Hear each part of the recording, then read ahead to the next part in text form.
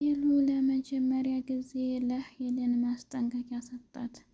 ሁለተኛ አሁን ያየሁብሽ ስርፋ ብትደርሺ ቤታችን እንዳትገቢ፣ የኛ አባት ትናንትና ሞቶ ዛሬ አንቺ እኛ ላይ ልትጨፍሪ አትችይም በማለት አስጠንቅቋታል። እንዲሁም አብሯት የነበረውን ልጅ ሁለተኛ እንዲያላይህ በማለት አባሯል።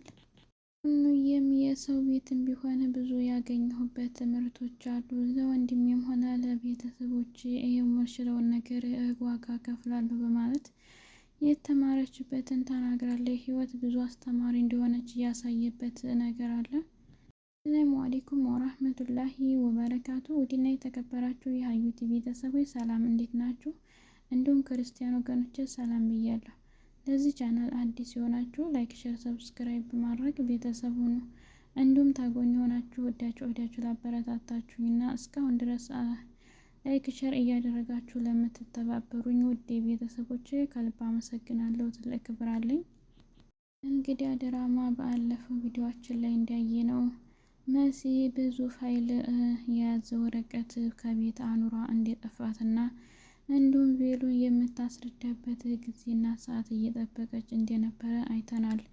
እንዲሁም ደግሞ ኤልሾ እየሰራችው ስራ ትክክል ስላልነበረ በጥፋቷ እንድትቀጣች ለብቻዋ እንድትቀመጥ የተደረገበት ጊዜ አለ።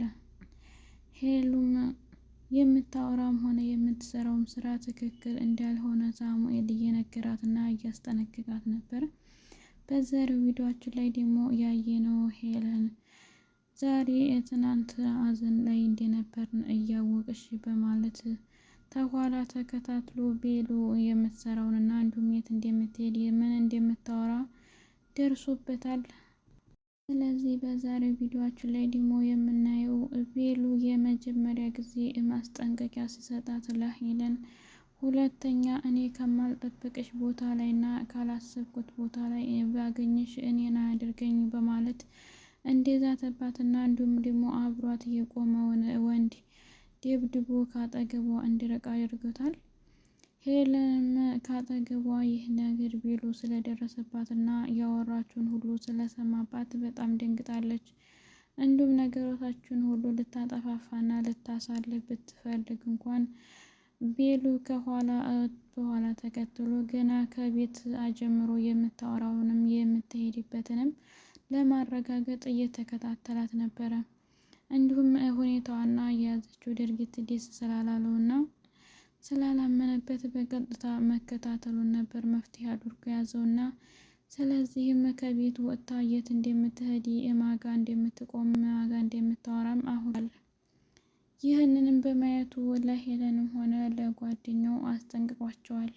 ሄሉም ትናንትና የአባቴን ደም እና እንዲሁም ደግሞ ሞት እያወቅሽና ሀዘን ላይ እንደነበርሽ ዛሬ ደግሞ ባልታወቀ ነገር ተነስተሽ ሽርሽር ከጎዳና ላይ ልትወጭና እንዲሁም ደግሞ ይሄንን ሰው ሊያይና ሊሰማው የማይገባና የማይታወቅ ባህል ነው ያመጣሽው። ስለዚህ እንኳን ማየሽ ካልጠበቁሽ ቦታ ላይ ነው ያገኘሁሽ። ከእንግዲህ ወዲያ የምትጠነቀቂ ከሆነ እኔ ከመገፋስበውና እንዲሁም ደግሞ ከማልፈልገው ቦታ ላይ እንዳትገኝ፣ አይ የምትይ ከሆነ ደግሞ አባታችን ቤት ድርሽ እንዳትይ፣ በዛው እየፈለግሽበት ሂጂ፣ እኛም አናቅሽም የሚል ውሳኔ አምጥቷል። በእርግጥ ቤሎም ትክክል ነው።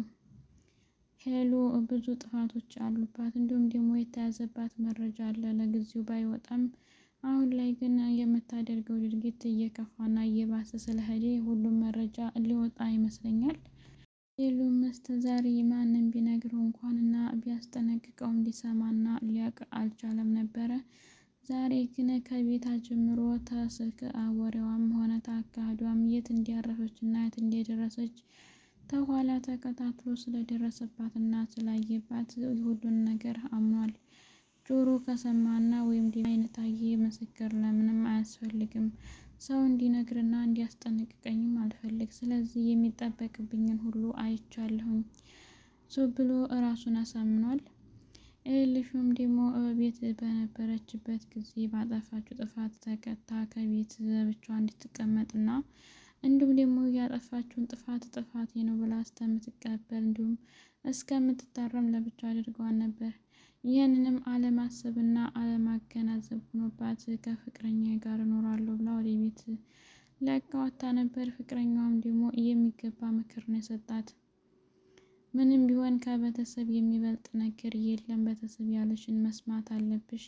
ስለዚህ አንቺ ጎዳና ላይ መውደቅ አይገባሽም። የጎዳናን ሆነ የውጭ ኑሮ የሚኖረው እና እንዲሁም ደግሞ የሚያውቀው ነው የተማረበት እንጂ እንደ አንቺ ከቤት ወጥቶ የማያውቅ ሰው ሊኖረው አይችልም በማለት አስጠንቋታል።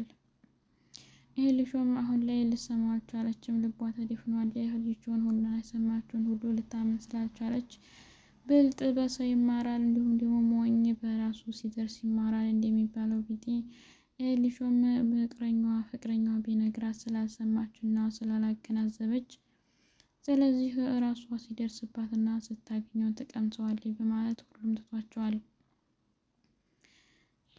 ቴዲም በተደረገውና ይህንን በመለሰላት እና በመከራት ምክርን በጣም ተደስቷል።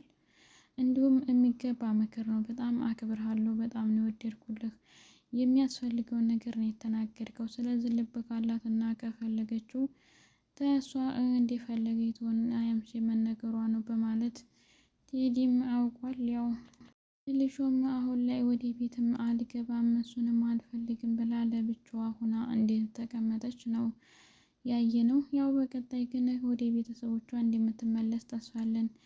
ግን ፍቅረኛዋም ይሄን በተናገራት እና እንድትመለስ ባደረገበት ነገር ተጸጽቷል፣ ቆጭቶታል፣ እንዲሁም አዝኗል። ግን ማድረግ ስላለበት እና መሆን ስለነበረበት ነው እንጂ ያረኩት እኔ ብዙ ነገር እና እንዲሁም ደግሞ ብዙ ዋጋ ከፍላልኛለች፣ ደግሞ የምወዳት ስለሆነች ምንም እንዲከፋት እና የቤተሰብ ተጽዕኖ እንዲደርስባት አልፈልግም ነበር በማለት ተናግሯል።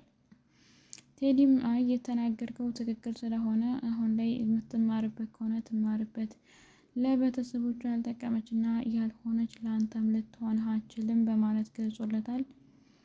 ቴዲም ያው እየፈለገና እንዲሁም ደግሞ እያደነ ያለው የአባቱን ገዳይ ነው። አሁን ላይ ምንም ያገኘው ፋልቻ ቢኖርም እንኳን ማስረጃ እና አንዱ ደግሞ ማጣሪያ ነገር ስላልያዘ አሁንም በተቻለው እየተንቀሳቀሰ እያየ ነው።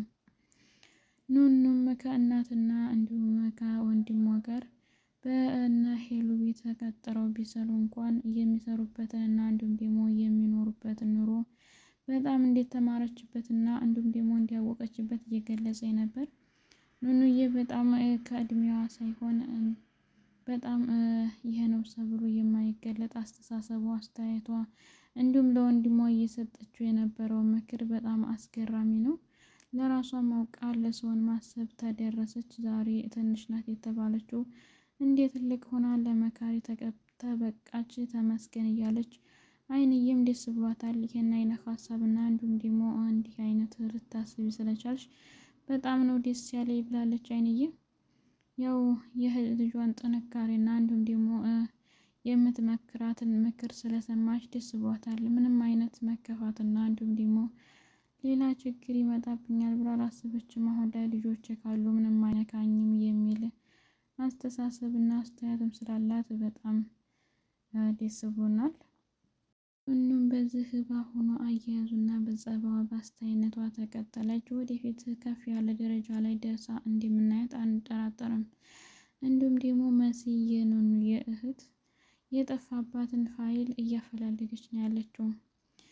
ኑኑዬን ተነገረቻት በኋላ ቀስ ብላ ኤሊሾንም ወረቀት እንዳየች እና እንዲሁም ደግሞ የት እንደደረሰ ክላስም ገብታ እንደነበረ እየጠየቀቻት እና እያጣራቻት ነበረ። በእርግጥ ይሄ ወረቀት የጠፋው የነ ቬሉን አባት የገደለ ወይም ደግሞ የተናገረው ነገር ሊኖር ስለሚችል በእርግጥ አስፈላጊ ነው ብለው ስላመኑበት እየፈለጉት ነው። ግን እንደ ሀሳብ ሲሆን ይህንን ወረቀት እየወሰደችው ሄሉ ወይም ደግሞ ኤልሾ ይሆናሉ ብዬ ነው የማስበው። ስለዚህ አሁን ላይ ኤልሾ እያደረገችው ድርጊት ስላልታመነ የምታኖርበትም እና እንዲሁም ደግሞ አንዳንድ ነገሮች የምትደብቅበት ነገር ካለ መፈተሽ አስፈላጊ ነው የሚል ሀሳብ አለኝ። እንዲሁም ደግሞ ሄሉ ይህን ክፋቷና የምታደርገውን ድርጊት በሙሉ ቬሉ ተከታትሎ ስለደረሰባት ወረቀቱ እንኳ ቢጠፋ አንቺ ነሽ የወሰድሽው፣ መበርበር አለበት ጓዝሽ ወይም ደግሞ ልብስሽም ሆነ ሻንጣሽም ተብሎ ብትበረበርና እንዲሁም ቢታይባት ይገባል። አሁን ላይ እየሰራችው ያለችው በጣም ስህተት የሆነ ነገር ስለሆነ ይህንንም ወረቀት ልትወስደውና ልትደብቀው የምችለው እሷ ልትሆን ትችላለች። ስለዚህ ሄለን መፈተሽና እንዲሁም ደግሞ መታየት አለባት። ቤሉም በአሁኑ ሀሳቡና አቋሙ ቢጠና አሪፍ ነው። ምንም ቢሆን እንኳን አባት በሀዘን ላይ እንዴት ተቀምጦ አባትን ያክል አጥተው እሷ ደግሞ ከሌላ ወንድ ጋር ተዋርታና እንዲሁም ደግሞ ተደዋውላ እንድትሄድ እንዲሁም የማይጠበቅበት ቦታ ላይ ጥቁማ መንገድ ላይ ስላያት በጣም አዝኖባታልም፣ አፍሯልም፣ ደንግጧልም። ብቻ ከባድ ነው። እኛ ያላሰብነውን ነገር እንድታደርጊ አንፈልግም ብሎ አስጠንቅቋታል።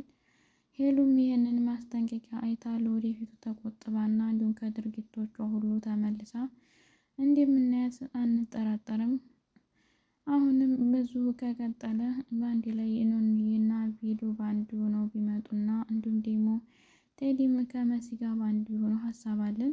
እንዲሁም ደግሞ ኤሊሹ አሁን ላይ የቤተሰቦቿን ቁጣም ሆነ ምክርም ለኔ የሚጠቅም ነው እንጂ የሚጎዳ ነገር አያደርጉም ብላ አምናበት ሀሳቡን ተቀብላ ወደ ቤተሰቦቿ እንደምትመለስ በተስፋ እንጠብቃለን። ሄሉም ደግሞ ከዚህ ከድርጊቷ ተቆጥባና ወደፊት ደግሞ እንደማታደርገው በአሳማኝ ቃላት መጥታ ለልጆቿም ሆነ ለጓደኞቿ እንዲሁም ደግሞ ለራሷ የሚያስፈልጋትን ነገር ለማሟላት ከልጆቿ ከቤሉም ሆነ እንዲሁም ደግሞ ከኤሊሾ እንዲሁም ደግሞ የቤት ሰራተኛ የሆኑ ይህንኑና ወንድሟ አይንዬም አለች። እነሱንም ብታዛቸውና ተዛሬ ተሌላ ከማይሆን ሰው ጓደኛ ከመያዝ እዙ ካጠገብ ሁሉንም ነገር የሚያውቅና የሚሰማው ነገር ቢሆን አስፈላጊ ነው። ብቻ ነገሮች ሁሉ ከባድ ናቸው። ሄለን ግን መቀጣት አለባት። በጣም ትልቅ ጥፋትና ስህተት ነው የሰራችው። ይህንን ስታደርግ በሙሉ ወደ ኋላ ተመልሳ እያሳለፈችውን ጊዜና ምን መደረግ እንዳለበት ጠንቅቃ የምታውቅ ትልቅ ሴት ናት።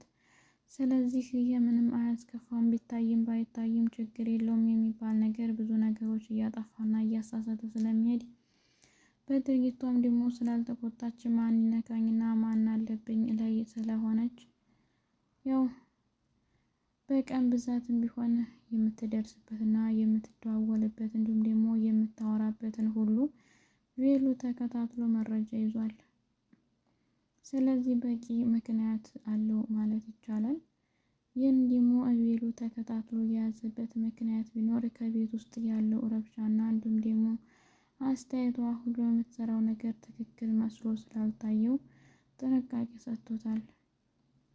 ስለዚህ በዚህም በዝንገት ወደ ውጭ በምትወጣበት አጋጣሚ ስልክ ተደውሎ ስታወራ ትንሽ ደጃፏን ጠጋ ብሎ ስለነበረ አዳምጦ እየሰማውንና እንዲሁም ደግሞ ያዳመጠውን ነገር ሊያምን አልቻለም ነበረ። አሁን ላይ አባቴን ያጠፉትና በህይወት እንዳይኖር ያደረጉት ቅርብ ሰዎችና እንዲሁም የኛ የተባሉ ወዳጆች ናቸው ሲል ቴዲ ገልጾ ነበረ። ስለዚህ አሁን ላይም ማድረግ ያለብኝን ነገር አደርጋለሁ፣ ስለዚህ የአባቴን ገዳይ እፈልጋለሁኝ በማለት ስለተነሱ ሄሉም ተጠንቅቃ ከቤቷ መቀመጥ ነበረባት። የምትሰራውን ስራ በታማኝነት እንዲሆንላት ብታስተካከል አሪፍ ነበረ። አሁን ላይ ግን ነገሮችን ሁሉ አበላሻሽታለች። ያመኗትንም እንዲናቴ ብለው የያዟትንም ከርታ ከውጭ ከማይታወቅ አረመኔ ወይም በዴ ከዱርዬ ሰው ጋር ቆማ ስታወራ ስለታየች ልጆቿን በጣም አፍረውባትና እንዲሁም ደግሞ ተጸጽተውባት ነው የሄዱት። ብቻ ከባድ ነው። አሁን ላይ ልጅ አባት ባጣበት ጊዜ ላይ ሆኖ እናት ደግሞ ከሌላ ወንድ ጋር ሆና ማየት በጣም የሚያስጠላና የሚዘገን ነው። ስለዚህ እኔ እንደ ሀሳብ ቢሆን ብታስተካከል ጥሩ ነው። ግን ታልተቻለ ይህንን የሚገባትን መቀጫም ሆነ እንዲሁም ደግሞ አስፈላጊ የሆነውን ነገር መስጠት ከተቻለም ደግሞ የአባታችንን የህይወት ማለፍ ምክንያቱ ነው። እንደኛም ለሀዘን ስለተቀመጥ እኛ እያፈላለግን ያለነውን ነገር አብረሽን ካልሰራሽ ከቤት መውጣት አለብሽ ይቤሉና እንዲሁም መጨረሻ ቢያሳውቋት አሪፍ ነው ብዬ አስባለሁኝ። ብቻ ከባድ ነው ሁሉም ነገር። ቴዲም ያለበት ስሜት ያስታውቃል፣ ቢሉም እንደዛው። ብቻ የሚቀጥለውን ደግሞ ሄሉ ምን አይነት ሀሳብ ይዛ እንደምትመጣ እንዲሁም ቢሉ እንመለከታለን። ውድ ቤተሰቦች አብራችሁ ስለቆያችሁና ስላዳመጣችሁ ከልብ አመሰግናለሁ። መልሰን እስከምንገናኝ መልካም ጊዜ ብያለሁ።